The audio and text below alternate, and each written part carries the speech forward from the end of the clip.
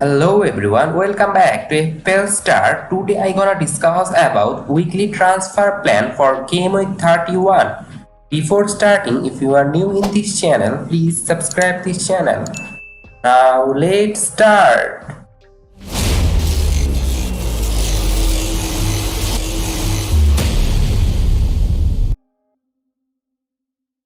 In this video, I have divided Game Week 31 transfer into 5 categories. They are essential, differential, sell, hold and ignore. Essential are those kind of player which have very high ownership, and this kind of player are essential for your team because if you don't have this kind of player, they will hurt your rank. Differential kind of player are those kind of player who are not highly owned, and this kind of player will help you to get your rank boost. Sell are those kind of player are not now performing well, and this kind of player if you have in your team you need to sell him. And hold is the player are not performing now, but I think they have a great future ahead. Ignore is the player you don't have in your team, and you don't need this kind of player in your team, so you don't need to buy them. Now move on to our first essential player for Game Week 31, and it's obviously Erling Haaland, and he is totally fit, and it's a home match against Leicester, and I think in home match Erling Haaland are in great mode. He can score a lot of goal, and if you don't have him, and he will hurt you because a lot of FPL manager will gonna captain him in Game Week 31. And if you look at Erling Haaland underlying stat in last 4 match, he got 32 points, scoring 4 goal and also provide 2 assists. And if you look at his goal involvement ratio is 1.09. This means he's in great form, and also his underlying data looks that. So that's why I think it's essential for going to Erling Haaland. Now move on to the second essential player for Game Week 31, and it's Mohamed Salah. In last match he missed penalty, and that's a disappointing thing for his owner, but I think for Game Week 31 he is an essential player because if you look at his underlying number in last 5 matches, goal involvement ratio is 1.30, which is higher than Haaland, and that means he is in great position in opponent third, so you need him in your team, and I think he's the best midfielder to transfer this game week. And I don't think that a lot of manager can afford him because they have Harry Kane and Erling Haaland in their team, so they cannot afford him. But if you don't have Harry Kane, then you must go for Mohamed Salah because he has a great potential to score a lot of points. And the Leeds are not a very team, are not performing well. If you look at Leeds performance, they conceded too much goal against Crystal Palace, so Liverpool are one of the best attacking team in this league, so I think Salah can obviously beat Crystal Palace number, so that's why I think Salah is essential for Game Week 31. Now move on to the differential category, and first differential player for Game Week 31 is Mahrez. A lot of FPL manager are now going for Jack Grealish. He is #1 transfer now, and I am agree with it. But if you want to go for differential, then I think Mahrez can be an option. In last match, he was subbed out early, like 53 or 55 minutes. But I think for long term, Grealish is a great option. But if you wanna go for a pant like 2 or 3 games, then I think Mahrez can be a great option because while Mahrez is in the field, he's much more attacking than Grealish, so I think he can give you a lot of points. And if you go for Grealish, it's a safe option. But if you want to go for crazy something that you need to get your rank boost, then Mahrez is a very good option because at Leicester home he can score a lot of points. So his underlying data looks medium because his expected goal involvement ratio is 0.24 and expected assist is 0.49, which is good. So I think that's why Mahrez can be a very good differential player for Game Week 31. Now move on to the second differential player, and it's Ake. He's also from Manchester City, and they will play against Leicester home in Game Week 31. And Leicester are not a team which are now blessed with attacker. They are not looking as attacking as they previously are, so that's why I think going for Manchester City asset in defensive option now can be a viable option because they have also got double gaming in Game Week 34, and which also looks good in defensive shape. And if you look at Ake, he playing as a left back for Manchester City. He's playing well for Manchester City, and I think he's now the first choice left back for Manchester City.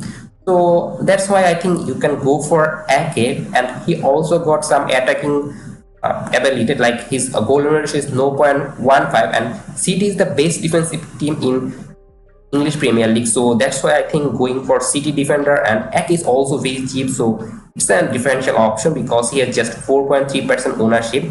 Now move on to the sell category, and first player you need to sell from your team is Madison, and I don't think that Madison is a good option for your team because Leicester are a very poor team now. They are conceding goal, and in attacking sense they are not getting any attacking return. So that's why I think you need to sell Madison because he's holding a midfield spot. There are a lot of midfielders now, like Brighton mid, Manchester City mid, and even Liverpool Salah is there. So there are a lot of quality midfielders. So you don't need to spend a place in midfield for Madison. And if you look at his underlying data, it doesn't look good. His expected goal investment ratio is 0.45, which is not good for a midfielder. So that's why I think you need to sell Madison, and it's an obvious sell.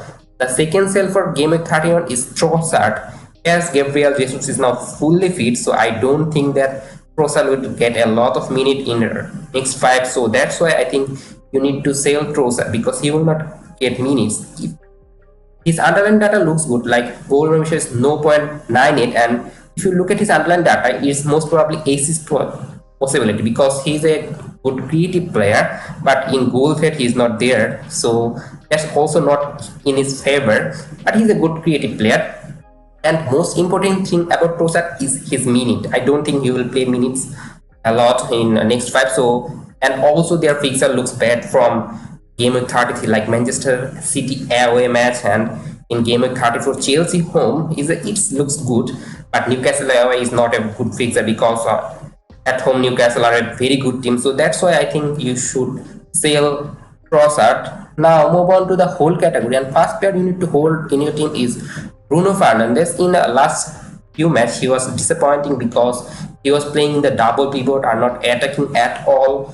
He was playing very deep, like McTominay and even Sabitzer are playing advanced than Fernandes. But as for Game Week 31, I think this situation is changed because Eriksen is there now. He is fully fit, so he can play in the deep role, and also Casemiro is back from suspension, and this means Fernandes should play in the attacking midfielder role. And in last match, if you see the match, when Eriksen came in the midfield, Fernandes playing in the right wing position, and also now that Rashford isn't there, so there needs a creative player in their opponent's third. So I think Fernandes will play in the advanced role in Game Week 31 against Nottingham Forest, and it's an easy fixer. So I think that's why you need to hold Fernandes. But if you don't have Fernandes, I don't think it's an essential pick because he might play some deep, because in deep position he's playing very well, but I don't think it will happen in Game Week 31. So that's why he is a hold category player.